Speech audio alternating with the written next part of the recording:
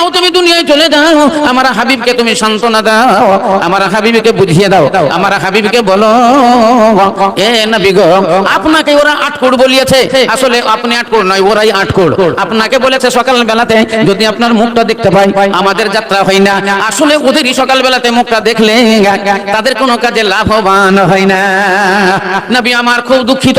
আল্লাহ রাব্বুল আলামিন বললেন আমার নবীকে আরশে মুআল্লাকায় নিয়ে এসো, দুনিয়া থেকে উপরে একবার নিয়ে এসো আরশে মুআল্লাকায়, যেই জায়গাতে আল্লাহ রাব্বুল আলামিন বিরাজমান, জায়গাতে মহান আল্লাহ রাব্বুল আলামিন থাকেন, ওই জায়গাতে নিয়ে এসো। সেটা হলো 7 তবক আসমানের উপরে, সেটাই হলো আরশে মুআল্লাকা। ইসলাম দরদি ভাইরা আমার, এই আমাদের মাথার উপরে এক নয় দুই নয় 7টা আসমান আছে, 7টা আসমান আছে। আল্লাহ কোরআন শরীফের মধ্যে বর্ণনা দিলেন সাবআ সামাওয়াতিন তিবাকা মা তারা ফি খালকির রহমানি মিন তাফাবুতিন ফারজিল বাসার হাল তারা মিন ফুতুর। সূরা মুলকের মধ্যে আল্লাহ বলেন হে নবী তুমি বলে দাও আমি তোমাদের মাথার উপরে 7টা আসমান তৈরি করেছি, পরস্পর 7 তবক আসমানের পরে আল্লাহর আরশে মুআল্লাকা আছে। ইসলাম দরদি ভাইরা আমার, এই জমিনের উপরে আছে প্রথম আসমান, তারপরে আছে দ্বিতীয় আসমান, তারপরে আছে তৃতীয় আসমান। বন্ধু জেনে রাখেন এই পৃথিবী থেকে প্রথম আসমান 500 বছরের রাস্তা। নারায়ে তাকবীর। কত বললাম? প্রথম আসমান থেকে, এই জমিন থেকে প্রথম আসমান হলো 500 বছরের রাস্তা, এবং সেটা বিশাল। আসমানটা হলো বিশাল কারণ সারা পৃথিবীকে ঘিরে আছে এই আসমান। প্রথম আসমান সারা পৃথিবীকে ঘিরে রয়েছে।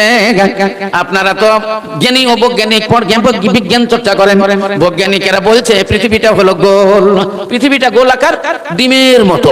হ্যাঁ, তাহলে এই পৃথিবীকে ঘিরাও করে আছে আল্লাহর আসমান, প্রথম আসমান।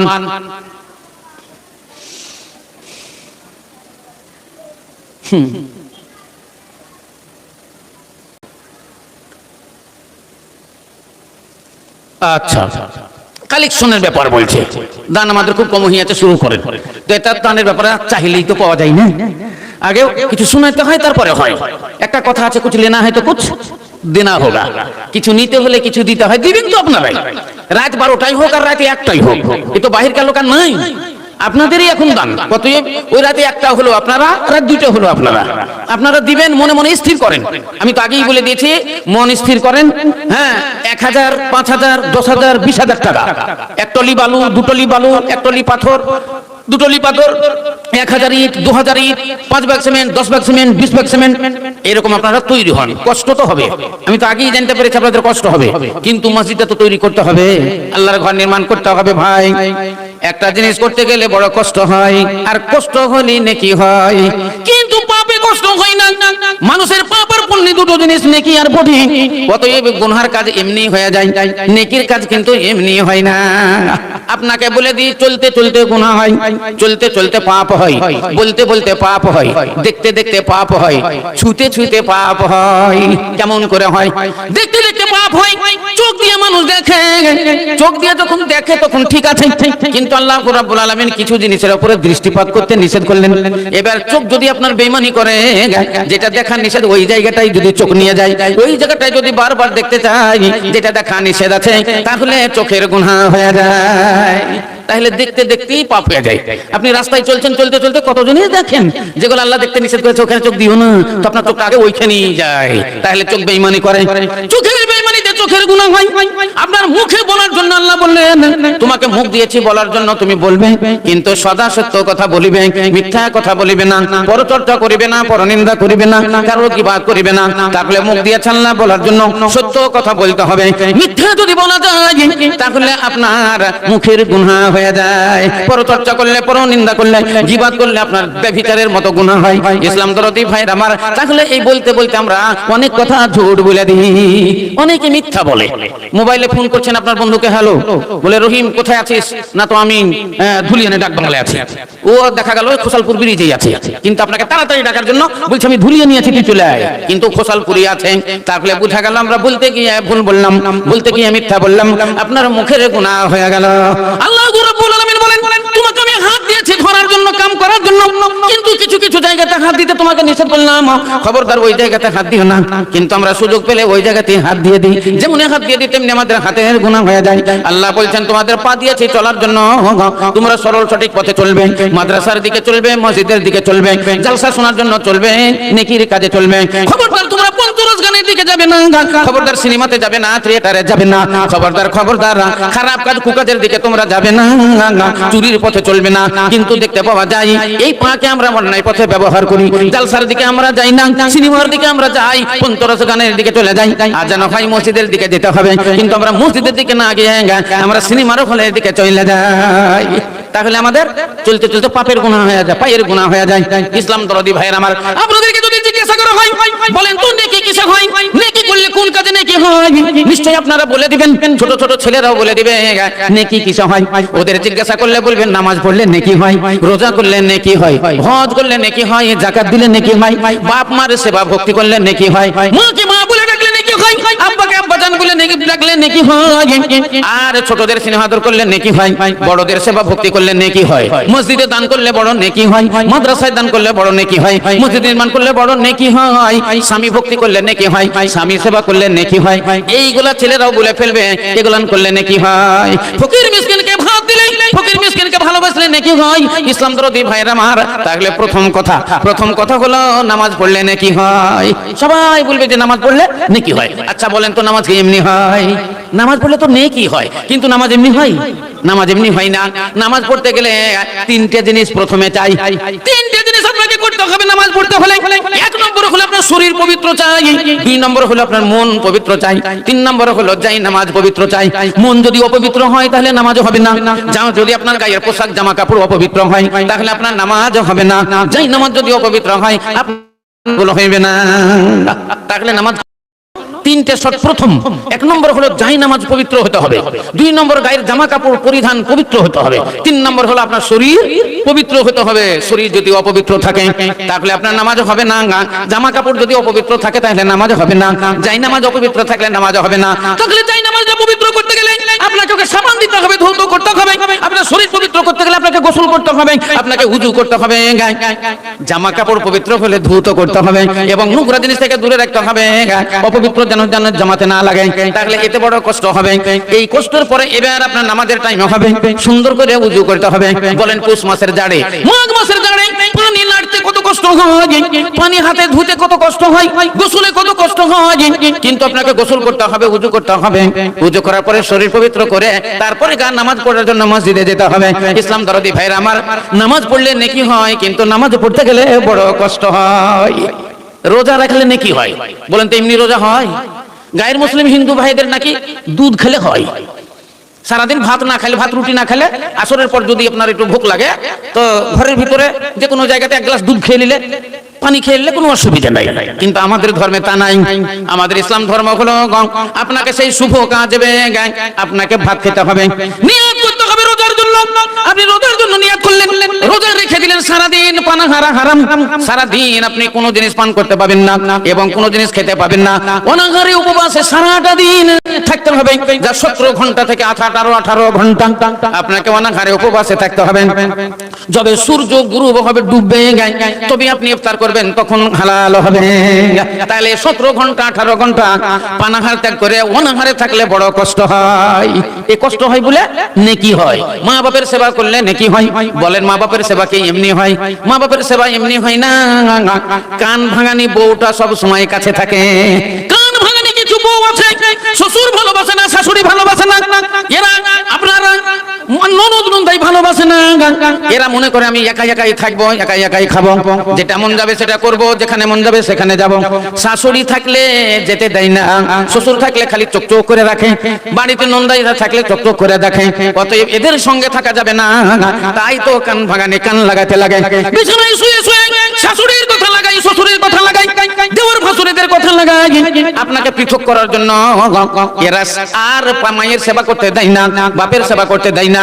তাহলে বাপ মার মার সেবা করতে গেলে বড় কষ্ট হয়। মা পেচ্ছাপ কইরা দিয়েছে বিছানায়, মা আপা পায়খানা করেছে বিছানায়, 70 বছর 80 বছর বয়স, উঠতে পারে না। তাহলে এই পায়খানা পেশাব ধৌত করতে গেলে, এই পায়খানা পেশাবগুলোকে পরিষ্কার করতে গেলে নেকি হয়, আর এই পায়খানা পেশাব পরিষ্কার করতে গেলে বড় কষ্ট হয়। মা বাপের পায়খানা পেশাব ধৌত করা, পরিষ্কার করা যা তার দ্বারা সম্ভব নয়। হ্যাঁ, এ ছোট বাচ্চা নয় যে পায়খানা করে দিল, পেশাব করে দিল, হাতে গেল, জামাতে গেল, কোনো নোংরা লাগলো না। ছোট বাচ্চাদের পারা যায় 1 থেকে 6 মাস, 1 বছরের ছেলে পর্যন্ত তারা পেচ্ছাব করলে কিছুই মনে হয় না। বাসের ওপরে একটা ছেলে পেচ্ছাব চাপিয়েছে, 1 বছর বয়স।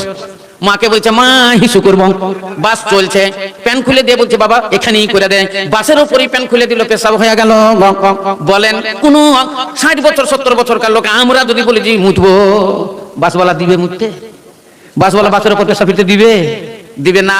কারণ ছোট বাচ্চাদের পেশাব আর বুড়ো মানুষের পেশাব অনেক ফারাক আছে। ছোটদের পায়খানা আর বড়দের বুড়োদের পায়খানা বড় অনেক ডিফারেন্স আছে। সেই জন্য আল্লাহর নবী বলেছেন মায়ের সেবা করতে গেলে বড় কষ্ট হয়, কিন্তু মায়ের সেবা করলে বড় নেকি হয়। স্বামী ভক্তি করলে বড় নেকি হয়, স্বামী সেবা করলে বড় নেকি হয়, কিন্তু স্বামী ভক্তি স্বামী সেবা করতে গেলে বড় কষ্ট হয়। সারাদিন বাড়ির কাজ করলেন, সকালবেলাতে উঠে থালি বাটি মাজলেন, তারপরে দেখা গেল চা বিস্কুট করলেন, খাওয়া দাওয়া ছেলে পিলের হলো 8টা বেজে গেল, আবার ওদেরকে লেখাপড়ার জন্য প্যান্ট জামা পরিয়ে দিয়ে একটা ব্যাগ দিয়ে পানির বোতল একটা দিয়ে স্কুলের দিকে নিয়ে চলে গেলেন, আবার 10টা বাজলে স্কুল থেকে ছেলেদেরকে নিয়ে আসলেন, আবার ওদের খাবার দাবারের জন্য আবার ফির খাবার দাবার তৈরি হলো, জামা কাপড় অপরিষ্কার হলে সেগুলোকে পরিষ্কার করলেন, আবার ফির গোসল টোসল করেন, জোহরের নামাজ টামাজ পড়লেন, আবার ভাত রান্না হয়ে গেল। এই রান্না করতে করতে আসর হলো, আসরের পর আবার একটু বিশ্রাম করবেন কি, আবার চা বিস্কুটের ব্যবস্থা হলো, এই মুড়ি টুড়ি খেতে খেতে যেতে হতে অনেক টাইম চলে গেল। আবার ভাত রাঁধে এসা পর্যন্ত বাড়িতে ফ্যামিলি অনেক, যেই ফ্যামিলিতে একসঙ্গে থাকে সব, সেই ফ্যামিলিতে হয়তো 1 কেজি চাল রাঁধে, 2 কেজিও চাল রান্না হয়, খাওয়াতে দাওয়াতে এসা বলেন, এসার নামাজ পড়েন। এবার আপনি বিছানায় শয়ন করলেন, আপনার স্বামী এলো, স্বামীও বিছানায় শুয়ে গেল, স্বামী ঘুমানোর আগে বউ ঘুমিয়ে গেল, স্বামী ঘুমানোর আগে বউ ঘুমিয়ে গেল। বলো তো মাথায় তেলটা কখন দিল? বলেন ওর হাত পাটা কখন নাড়াচাড়া করলো? বলেন ওর মাথার চুলগুলো কখন টানলো? বলেন ও যে বড় ক্লান্ত, গা হাত পাগল না, একটু হাত বুলিয়ে দিল কখন? যেহেতু সে স্বামী ঘুমানোর আগে স্ত্রী ঘুমিয়ে গেল। তাহলে বোঝা গেল স্বামী সেবা করতে গেলে বড় কষ্ট হয়, তাই তো স্বামী সেবাতে নেকি হয়। ইসলাম দরদি ভাইরা আমার অনেক কথা আছে, অনেক কথা আছে। তাই আমার দিনের রাসূল সরকারে দো আলম তাজদারে মাদানীকে আল্লাহ রাব্বুল আলামিন সান্ত্বনা দেওয়ার জন্য আর সে মুআল্লাকায় ডাকলেন। ডাকলে এই জমিন থেকে প্রথম আসমান 500 বছরের রাস্তা, তার উপরে আসমান সেটাও 500 বছরের রাস্তা, তার উপরে আসমান সেটা 500 বছরের রাস্তা। অতএব 7 আসমান। আল্লাহ কোরআন শরীফের মধ্যে বলেন সাবা সামাওয়াতিন তিবাকা মা তারা ফি খালকির রহমানে মিন তাফাউতিন ফারজিল বাসারা হাল তারা মিন ফুতুর। 7 আসমান আল্লাহ তৈরি করেছেন, 5-3500 বছরের রাস্তা। জোরে জোরে বলেন একবার সুবহানাল্লাহ। মরণ পাখি যেদিন এসে করবে ডাকাডাকি, থেমে যাবে জীবন তোমার, বন্ধ হবে আঁখি। ওরে মন থেমে যাবে জীবন তোমার, হবে আঁখি। মরণ পাখি যেদিন করবে ডাকাডাকি, থেমে যাবে জীবন তোমার, বন্ধ হবে আঁখি। ওরে মন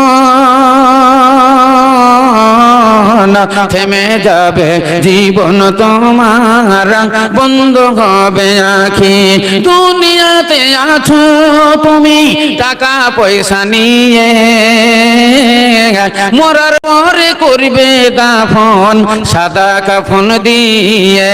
যাইবে তুমি খালি হাতে, যাইবে তুমি খালি হাতে, পড়ে রবে সবই, থেমে যাবে জীবন তোমার, বন্ধ হবে আঁখি।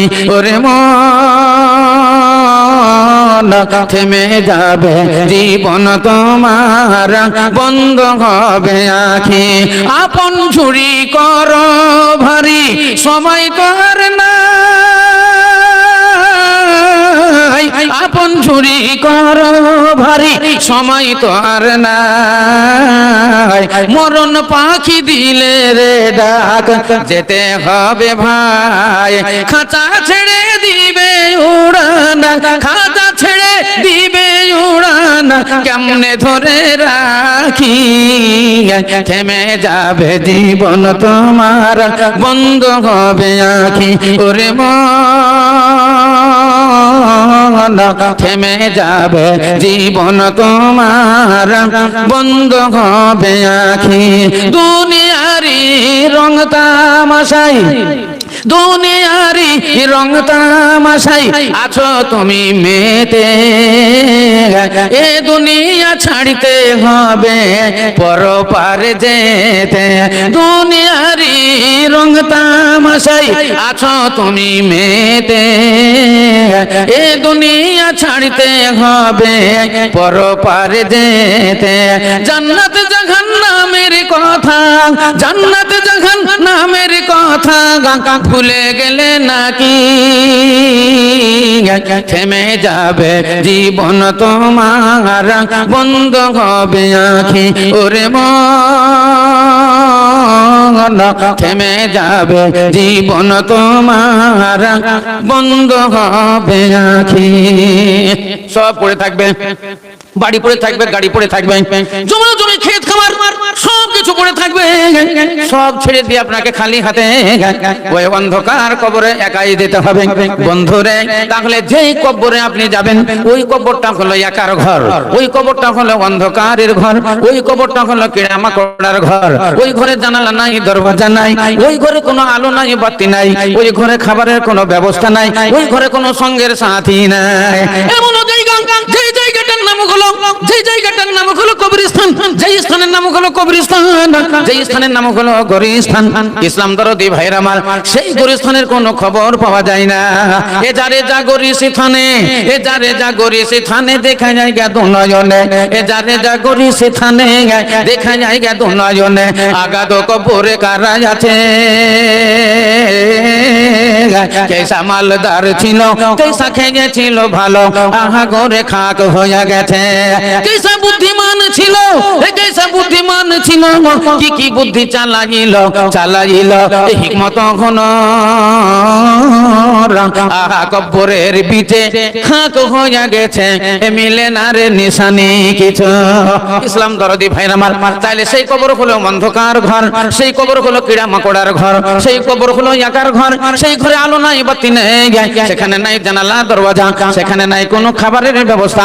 ইসলাম দরদি ভাইরা আমার, কিন্তু দুনিয়া মাজরা কোন আখিরাত। আল্লাহ নবী বলেছেন দুনিয়া হলো আখিরাতের খেতি, দুনিয়া হলো আখিরাতের খেতি। দুনিয়াতে আপনার আলো আছে, দুনিয়াতে সঙ্গী সাথী আছে, দুনিয়াতে বাতাস আছে, দুনিয়ার ঘরে জানালা দরজা আছে, আমাদের পূর্ব আছে, পশ্চিম আছে, উত্তর আছে, দক্ষিণ আছে, কিন্তু কবরের ভিতরকার নাই, কবরে নাই।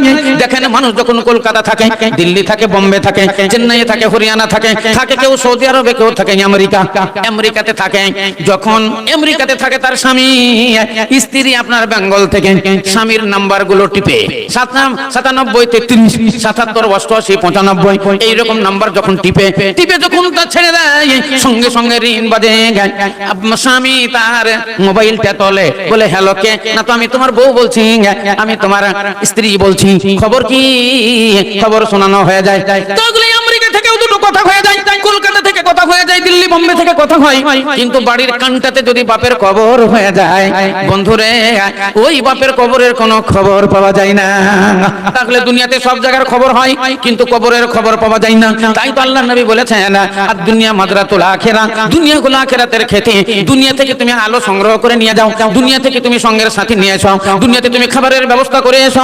যেহেতু সেই জায়গা হলো একার ঘর, সেইখান করে কোনো ইনকাম নাই, সেইখানে কোনো মাসগালা নাই, সেখানে কোনো কাম নাই, সেখানে কোনো কাজ নাই, চাকরি নাই, বাকরি নাই, কিন্তু তোমাকে সেখানে খেতে হবে। বলো তুমি কি খাবে, বলো তুমি কি খাবে? দুনিয়াতে আমরা পরিশ্রম করি, মেহনত করি, বড় কষ্ট করি, তাই তো যে যেমন ইনকাম করে সে তেমন খাবার খায়, যে যেমন ইনকাম করে সে তেমন। 1 কেজি খাসির মাংস 800 টাকা। বলেন একটা লোক সারাদিন খেটে ইনকাম 800 টাকা, এই লোকটা খাসির মাংস খেতে পারবে?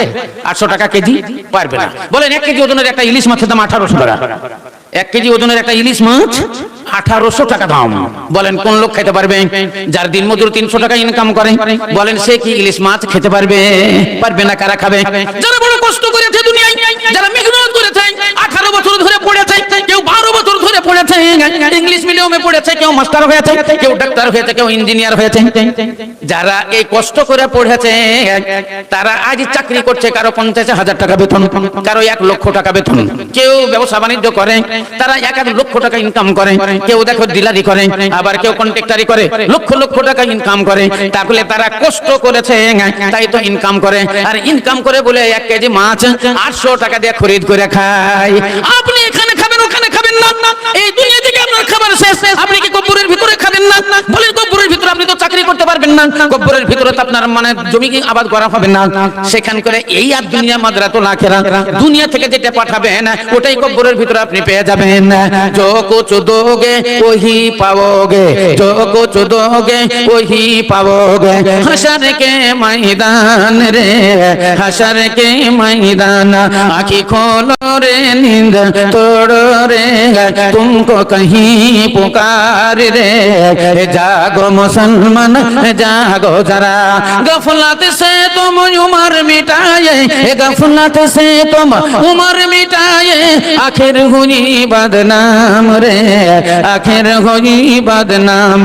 आँखी खोलो रे नींद तोड़ो रे, तुमको कहीं पुकार रे।